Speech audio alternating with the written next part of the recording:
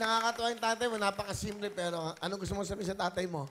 Ayun, kaya ako po, ayun, alam naman natin na lagi kang, Ano? hindi kasi lagi po kasi siyang, kinakawawa.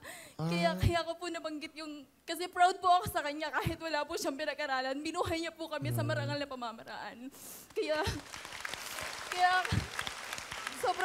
sobrang proud po ako kasi, hindi po siya naghanap ng ibang babae. Sobrang tiyaga niya po. Naglalako. Nung nasa Bicol po kami, naglalako po siya ng isda. Kahit po umuulan, tapos nang lumipat po kami ng Laguna.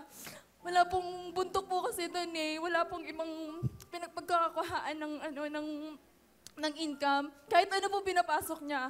Kahit ano po. Para lang may maipakain sa amin. Pero, kaya yun, ito po, nagsusumikap po ako ng sobra. Sige, okay. Anong Kaya gusto mo hindi niya sabihin po sa papa mo?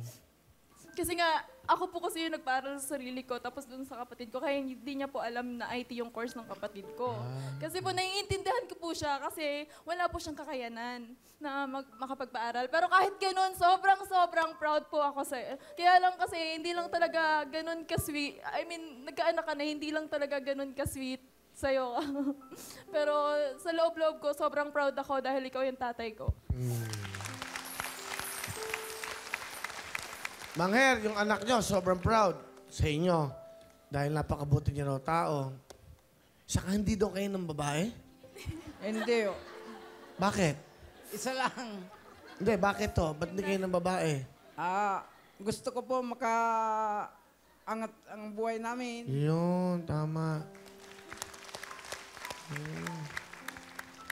Para walang kalokohan sa buhay. Wala po. Pareho po tayong dalawa sa paniniwala. Pareho tayo.